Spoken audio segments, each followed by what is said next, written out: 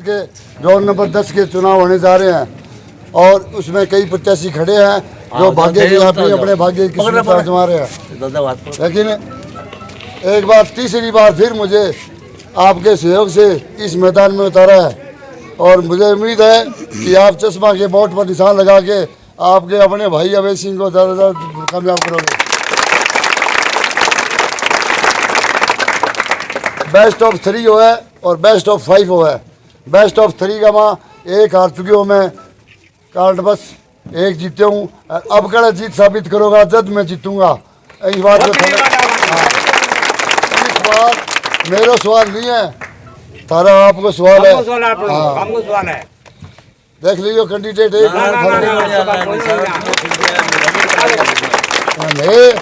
आपके सहयोग में सदा ही तत्पर रहेगा, चाहे कोई भी सत्ता हुई है, चाहे पक्ष विपक्ष में हमारा परिवार खाली मदद करिए।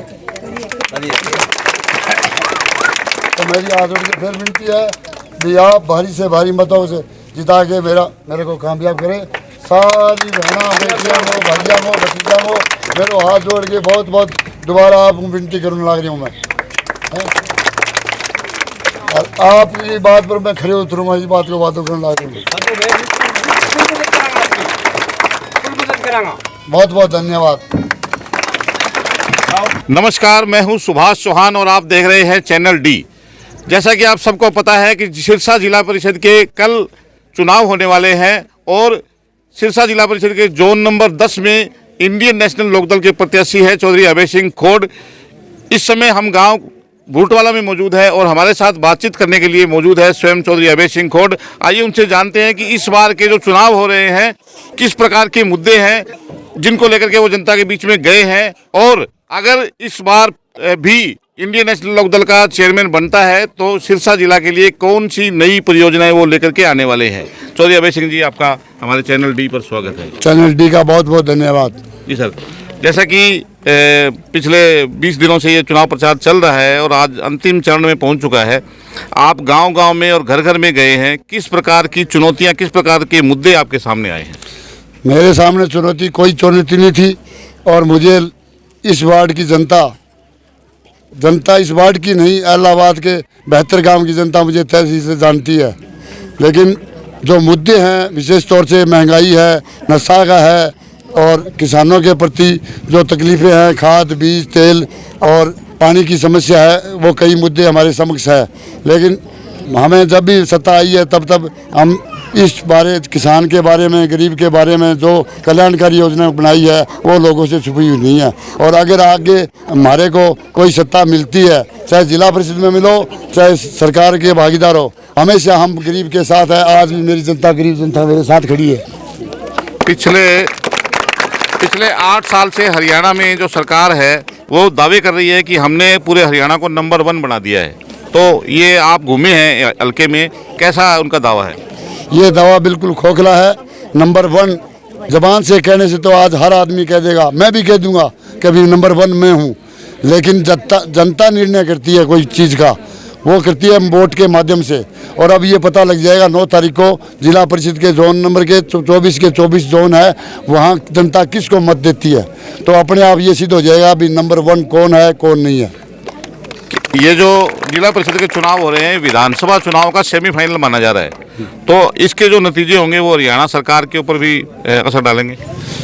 देखो ऐसी बात है, 2 महीने पहले बाई इलेक्शन हुआ था, नतीजे तो स्पष्ट है कि भी सत्ता के सामने एक अकेला INLD का जो प्रत्याशी था वो सारी सत्ता के खिलाफ लड़ा है, पूरा जो ताकत लगा दी। उसके बाद भी लोगों ने उस आदमी को किसानी मुद्दे पर जिसके उनका मेन उद्देश्य था, जिसके लिए उन्होंने त्याग पत्र दिया था, और किसान जो इस हरियाणा प्रदेश के गाँव में बसता है और गांव बाहुल क्षेत्र हल्का है इलाहाबाद, एक इलाहाबाद को शहर को छोड़ के, इसलिए लोगों ने उस सीट को निकाल के सत्ता के खिलाफ ये सिद्ध कर दिया कि आने वाली जो मेन चुनाव है जो 2024 में होने जा रहे हैं उसमें इंडियन नेशनल लोकदल पार्टी उभर के आएगी और सत्ता के बिल्कुल करीब है।